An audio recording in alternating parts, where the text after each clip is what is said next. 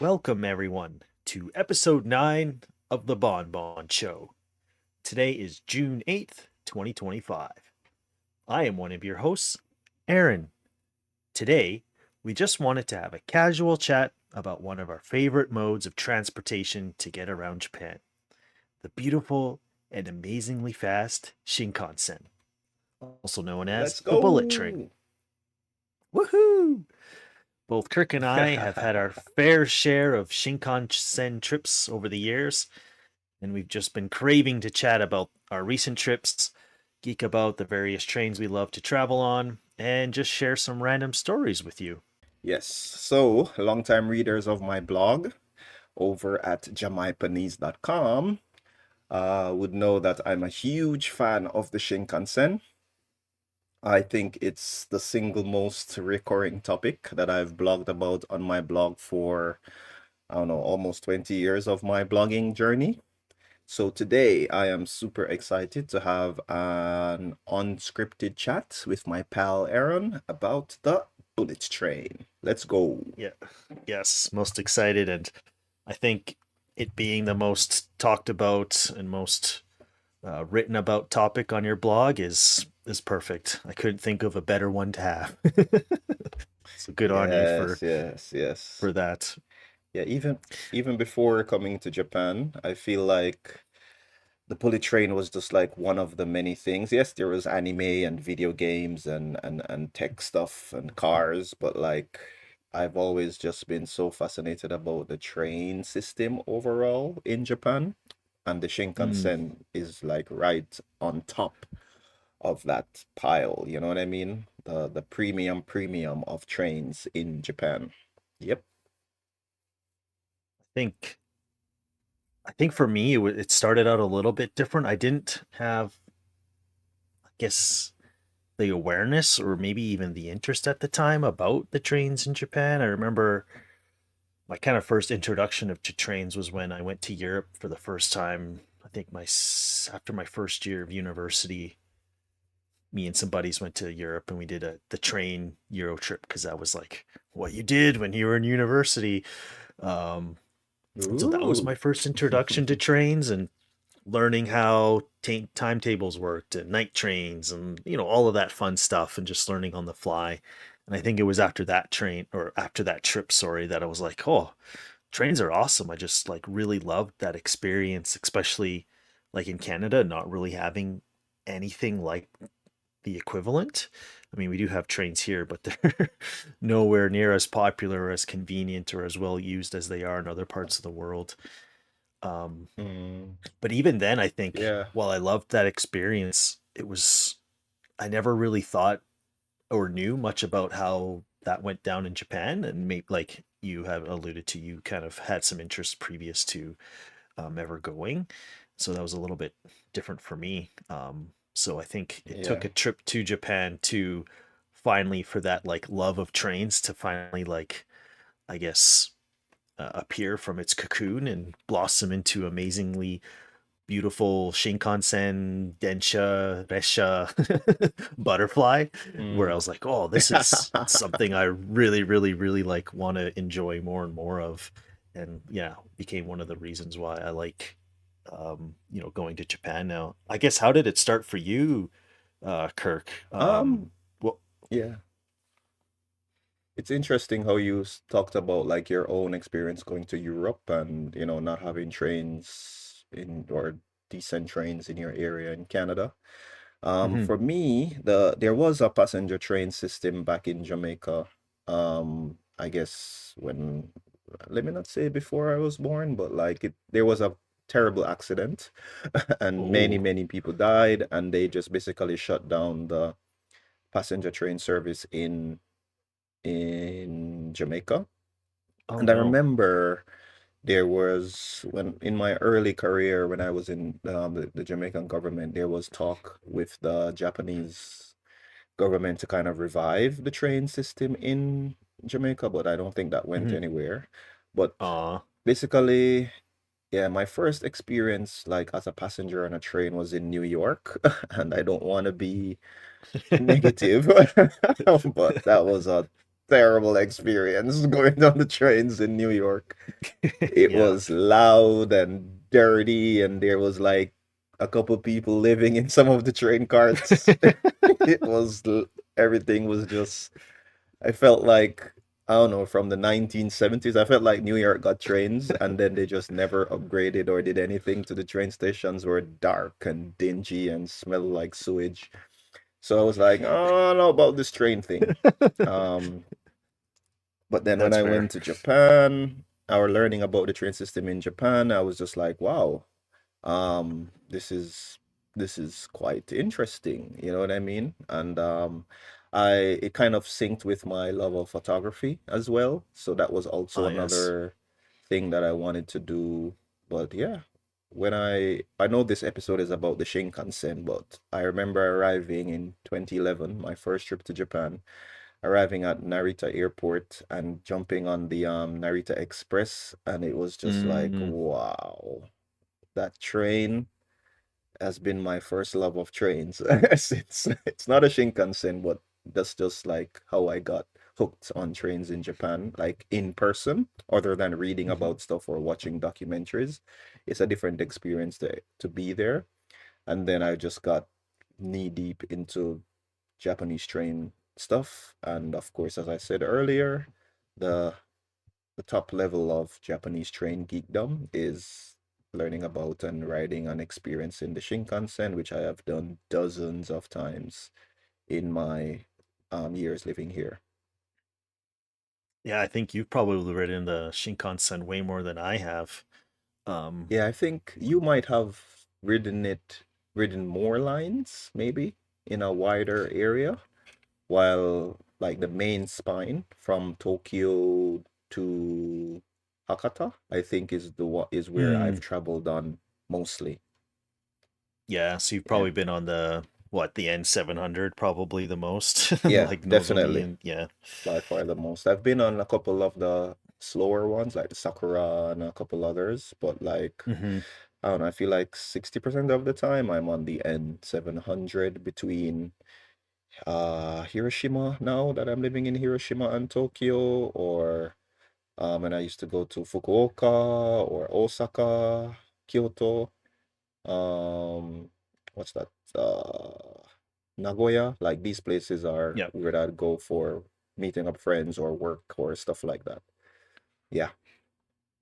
yeah. For me, I think it was back in 2017. We took a trip, my wife and I, to Hokkaido, and we kind of wanted to do like a Tohoku, like a northern Japan style trip, where we kind of just jumped on the Shinkansen from Hakodate. So it was by the time that the Shin Hakodate station had been built on the Shinkansen line, which is currently the still most northern stop on the Shinkansen route. I know that they're currently building the Shinkansen line from Hakodate to Sapporo, but I was just reading recently that that's likely being delayed until the late 2030s. I think they're estimating for like end of 2038. Um, I know Wow. that they were hoping to get that done earlier, but I think they've just been running into various issues to build that stretch of track. Um, so yeah, would love to at some point ride that once that's done, all the way from like Sapporo to like Kagoshima or something. That would be like crazy long Whoa, let's Shinkansen trip. go.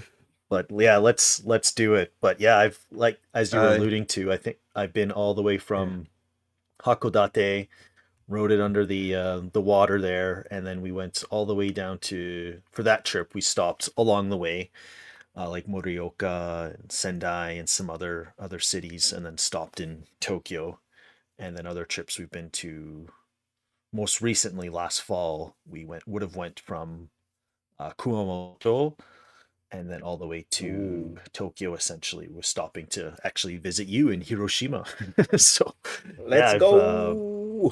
been on other parts of the line as well, but I think it's just so much fun and just it's just a really enjoyable, relaxing, stress-free way of traveling as opposed to, I guess the most comparable one would be like flying. When I compare it to flying, I'm like, Hmm. I don't the only benefit from flying is I guess sometimes it can be a bit cheaper, and depending on where you're going between parts of Japan, it can be a little bit time saving. Um, Hmm. but other than that, it's Yeah. like I would rather just choose the Shinkansen most of the time if I could. Are you kind of on the same Same. page, Kirk? Or Yes, 100%. A lot of my friends, non-train loving friends.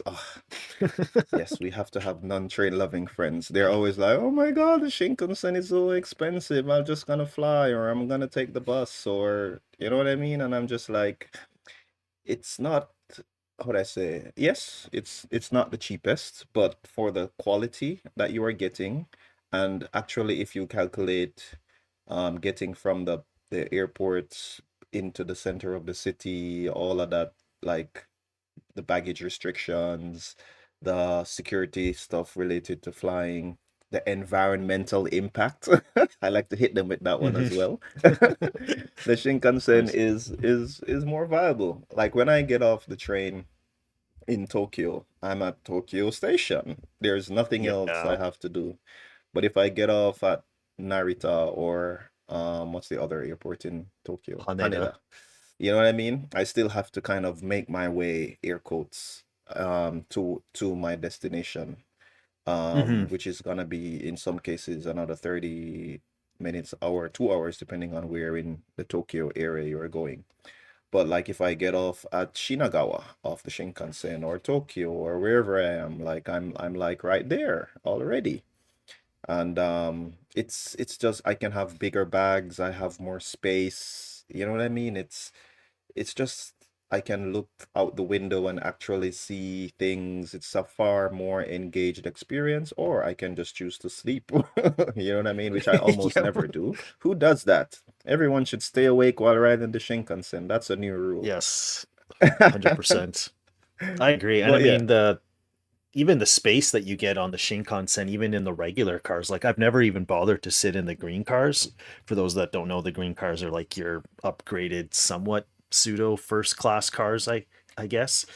yeah, But I the think amount of there's a level space that above you green get. cars on some Shinkansen as well. Oh, okay. Sweet. Yeah. What But you were yeah, saying? even the amount of like the leg room that you get just by in the regular cars are is so much better than what you're gonna get as like a regular seat in a plane. So it's just comfort level. You're already excelling.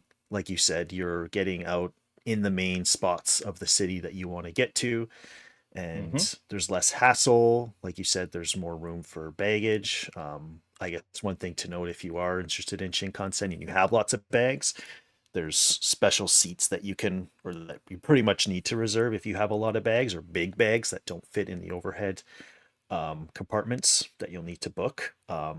But I know Kirk has mentioned that before, and I have a pretty big article on my blog as well that I wrote earlier this year talking about that and kind of comparing cost and time against Shinkansen and flights. And I think, yeah, generally it's kind of worth it. And as we've been alluding to, like your time is money too, right? Like spending an extra 2 3 Definitely. hours getting to where you need to go is time that you could be doing enjoying other things as part of your trip in Japan, especially if you only have 2 or 3 weeks at your disposable at your dispose. I guess I'm using that word very correctly right now, but you know what I mean. At your Disposal? Do you at your even speak English, disposal. There bro? you go. I could speak English. There we go. Thank you, Sensei.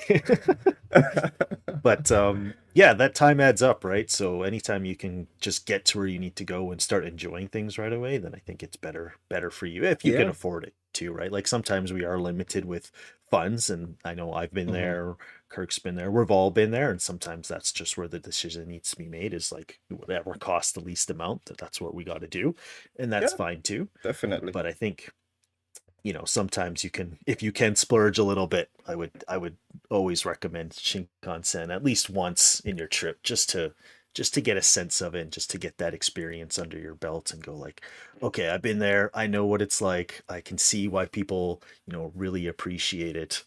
And yeah, and of course that's why we're chatting about it today. Yeah. um And to add so, to what you were saying about like the prices and stuff, it's understandable. It also depends on what you're traveling for.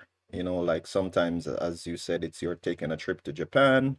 and you have limited time, or you're traveling for business, or you're a broke student like me, trying to travel as cheaply as possible. So, like, I think in the future, as we were discussing before starting recording, we should probably have another episode where we compare the different modes of transportation, because that's a very good thing about Japan, where you have so many layers and so many options when it comes to travel, depending on your time and budget and comfort needs. You can take the night bus from Hiroshima to Tokyo. I've done that. You can fly from Hiroshima to Tokyo. I've done that. You can take the Shinkansen from Hiroshima to Tokyo. I've done that. Or you can take the slower trains and stop at different spots, with the final stop being at Tokyo. So there's like so many options depending on what your goal is. Some people, like me, I can be like, I don't mind taking the Shinkansen. It's a little bit more expensive, but I don't, for example, if I have an unreserved ticket or even a reserved ticket, I don't have to catch a flight or a bus at a particular time. You know what I mean? Like my ticket is valid for the day and I can travel out the Shinkansen at any time I want versus part of my anxiety. I guess this is trivial. It's like when I'm traveling via plane, if I miss that plane, you know what I mean? That's it. But there's like a Shinkansen every 20 minutes in some places. You know what I mean? So like you can go at an easier pace, be more relaxed. Again, depending on what your purpose of travel and time is and what you enjoy, you know? Yeah. Yeah, Japan's got options for everyone, which is really, I guess, beneficial for all any traveler, any visitor, any person that lives there can find something that will get them around the country based on their budget or preference or time. So it's I love that about Japan. It's friendly in all aspects of transportation. So yeah, keep improving Japan. I know you're always striving to do new things in the train world for sure, but everything else, just keep researching and finding the next big thing that we can use to get around, maybe teleporters or tubes or something. But Yes, let's go teleporters. I um, volunteer to test it. yeah, you I'll be the volunteer. Okay, teleporter I guinea hope. pig. Please don't splat Kirk on any walls, please. We want him to come out of this alive. Yeah. Yep. But you Yeah, also one. mentioned that your son has been Yeah, very excited about the Shinkansen too. We are assimilating him into the train geek horde. How is that going? we are. So last trip when I was there in the fall, we went to used bookstores quite a bit. So like book offs were pretty easy for us to find in other bookstores.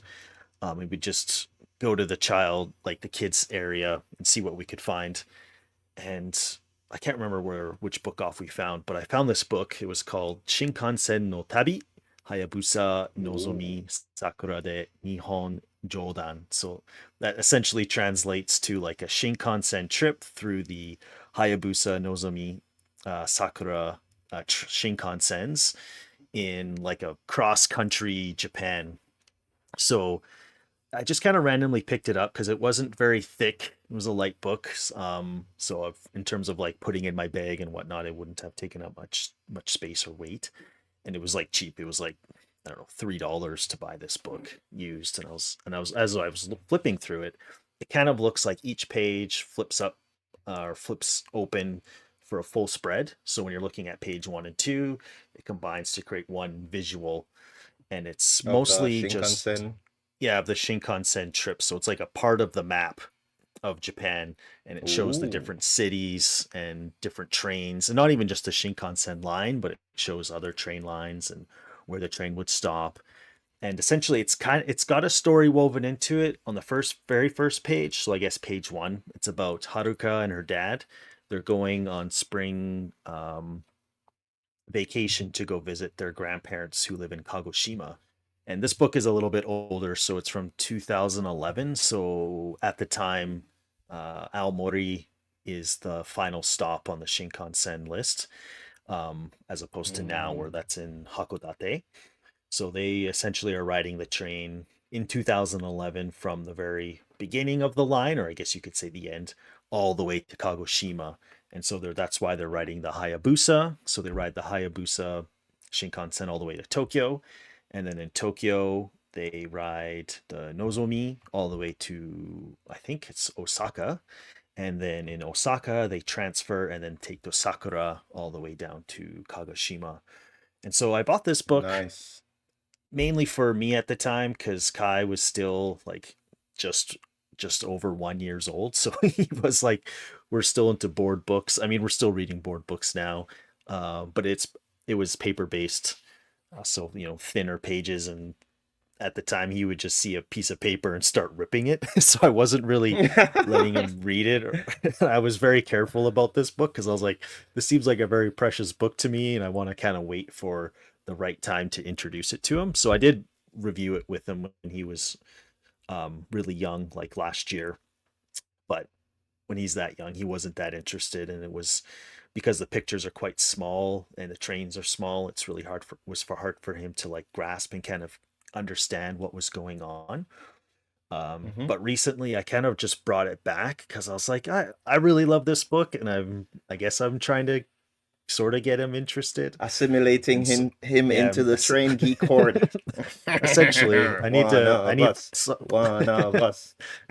I need someone to geek out with. So I brought it back, and he actually um, took a fond liking to it. Where I would leave the book, just we have like a little rotating bookshelf, and I would see him sometimes sitting on the couch by himself, and he was like flipping through the pages.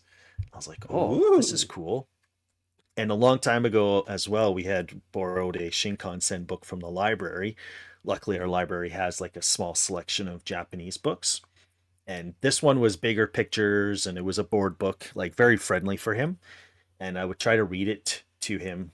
And this was like months ago, and he just had no interest. He's like, this is boring. What is this? Like, get this away. Like, because it's real life pictures, and it wasn't like, Yeah. um, drawn pictures that Illustrated most, stuff. yeah, Yeah. illustrated books. And so I think he was like, real life, like, what is this? I'm used to seeing illustrations in my books, not real life pictures. And so he wasn't interested. And so we borrowed that book again, and he's just been like in love with Shinkansen. And we don't watch a lot of videos, but I'll throw in some videos once in a while.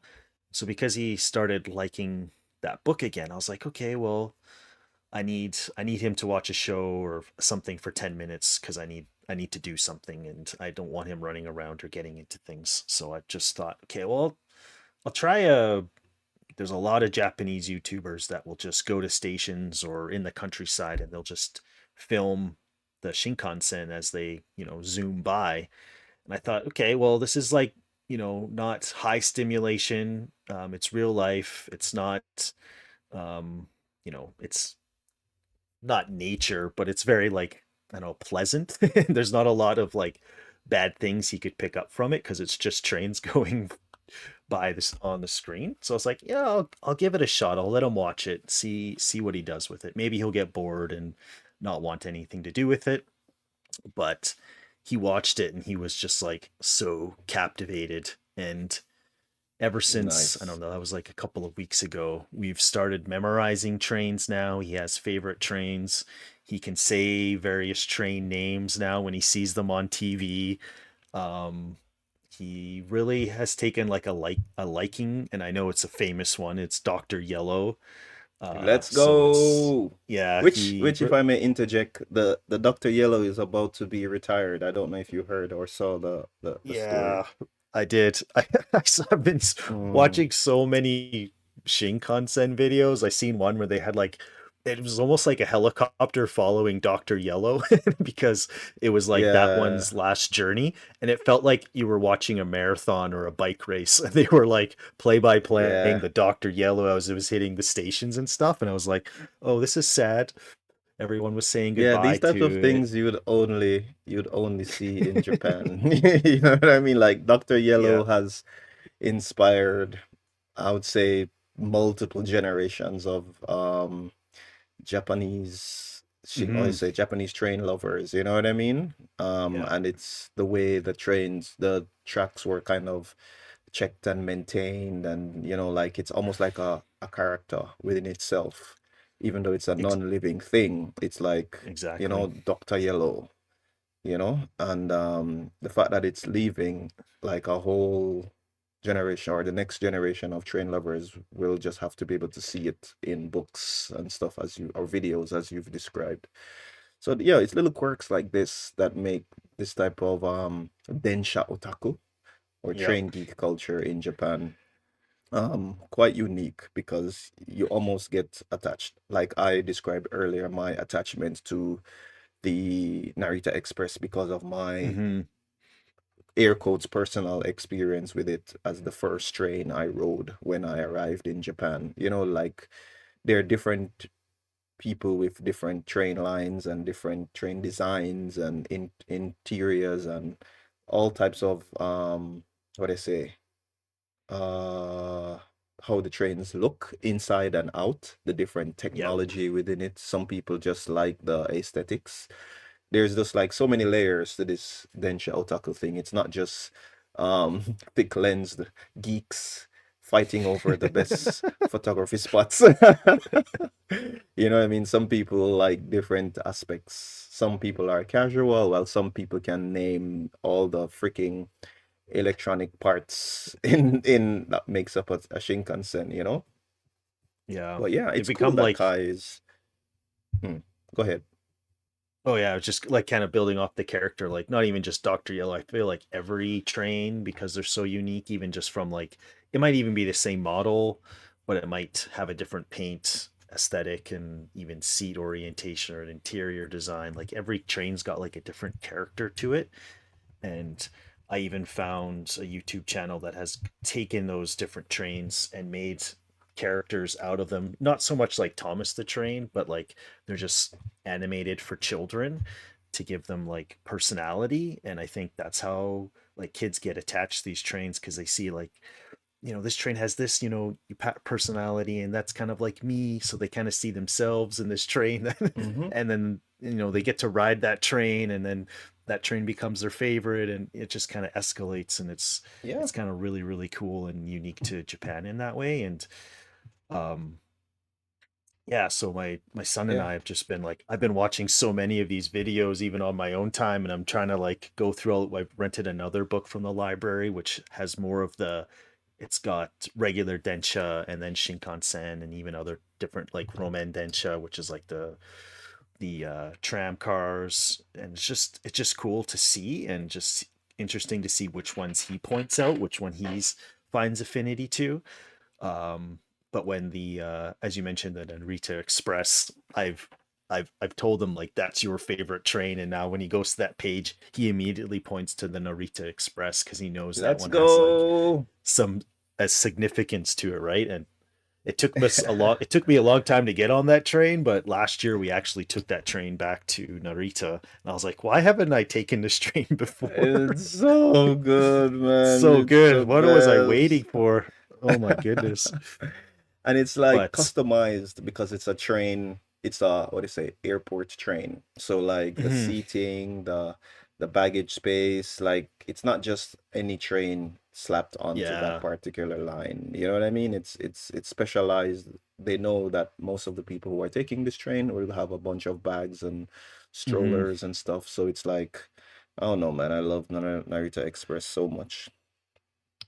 I think my son's Yeah. favorite train. I was asking him yesterday what is, or actually even today, what his top three were. So I thought his top three would have been a little bit different. So currently his rank is number one, Doctor Yellow. Number Of two, course, the color. East Eye. East Eye, if you're not Oh. familiar, it's kind of like a Doctor Yellow type train, but it's more used Mhm. on like the northern tracks, but Oh, similar. It's Hokkaido. similar in terms of, yeah. I think it's more like Tohoku. Tohoku. The I Okay, stands okay. for three things. I just had to look at that up on the Wikipedia, but it stands for intelligent, integrated, and inspection. But essentially, Mm. yeah, it's like a not as popular or as famous Doctor Yellow, but it's really, really similar. And so he caught Mm, on that one really right away, like for and he's able to say it, so I think that's another reason why he likes it. I thought number nice. three And was what's his going to third? be the Tsubasa, but it ended up being Hayabusa. I think he likes the Hayabusa just a little bit more. Oh, So number four is the Tsubasa, which the he likes kind of like the silver with green stripe variant of the Tsubasa Shinkansen. So that's his top four right now. But he just yeah, we're just having lots of fun. I even went out of my way to buy a whole bunch of books from Japan from a used bookstore, and they're currently in the mail on their way here to Canada. So I can't wait to yeah. just dive into those books with him. So I think I don't know how long he'll be interested for. Hopefully, this continues for a while, but at least right now we can just have fun with it together. And I'm learning more. I feel like as much as I liked the Shinkansen and just changing trains in general in Japan, I feel like I was just at the surface level. Like I can go a lot deeper. Um, Exactly. so I think I don't know how deep I'll get, but right now I'm just like, yeah, let's learn as much as we can, and it's very cool to learn about the history and just what they're for, and like as you mentioned, Doctor Yellow is going away, and it's like, well, what is it being replaced by? Is we're gonna get like a Hmm. Doctor Red or something? But essentially, they're putting that gear. A lot of the technology on the passenger trains, so they won't need to run a separate Separate train train to check the to do stuff. all that diagnostic stuff. This passenger trains will do Yeah. it and more often as well. So I hope I was reading that I think there's another Dr. Yellow or on a different part of the line that's supposed to be decommissioned sometime in 2027. So I know seeing a Dr. Yellow and a East Eye is kind of like a rare occurrence. So if you do see one in real life, you're supposed to have like that's a lucky day for you and you should go buy a lottery ticket or something. I haven't seen a Dr. Yellow in person. I haven't seen an East Eye in person, but I would love to see Yeah, I've them in seen a like Dr. Yellow in person. Haha. oh man, did anything lucky happen to you on that day? Did you do anything? Did something miraculous happen? You never know. Maybe I had lucky things that I didn't even realize and was blessed by Dr. Yellow. But the East Eye, Yeah. actually, I just Googled it while you were talking. It's the I've seen the design, but I didn't know what its name. I think connecting to your son, I think the colors are what pops out to him. I've noticed that it's like the yellow one, the red one, and the green one that Yeah. he really, really likes, which is so unsurprising for toddlers at that stage. But Yeah. yeah, So, it's like as you said, there are so many levels to this train thing. It can just be you wanting to ride on different ones, wanting to collect toys, or having the experience of being on the Shinkansen. So there's just so much layers to the fandom, so to speak. mhm. It might seem like, oh my God, it's just a train, but these trains have history and character, and it's like, I don't know, how can I say, sports players. You know what I mean? Yeah. Like, Yeah, exactly. yeah, but Yeah. yeah, I I think think just like we're this podcast, we're just scratching the surface of what we could possibly dive into later on in yeah, future conversation. we should definitely have more episodes where we talk about trains. I want to expand more, as I said, on the benefits or the Mhm. pros and cons, not just of the Shinkansen, but of the different ways to traverse Japan. Pros Yeah. and cons of the airplane, night bus, and the Shinkansen would be a good episode idea. So let's do Mhm. that in the future after we wrap this one up. Is there anything you wanna share on the way out? Yeah, I just want to say if you get a chance and the Shinkansen fits into your travel plans or even just any train in general wherever you are in the world, if you can take a train and you especially if you haven't been on a train before or really been on a train in a country in a place that has like developed their train lines in such a way that where I come from hasn't been, so it's nice to go somewhere where it's has been developed.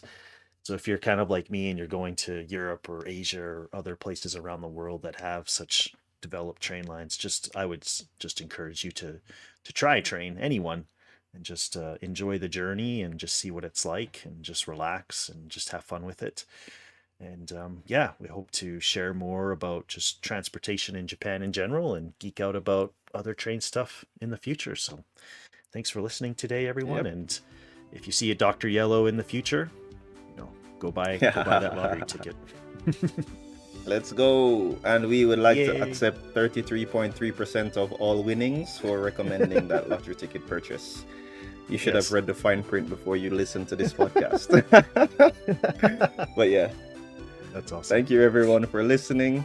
We had a lot of fun recording this episode for you.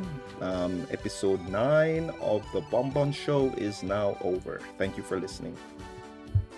Thanks, everyone. Matane.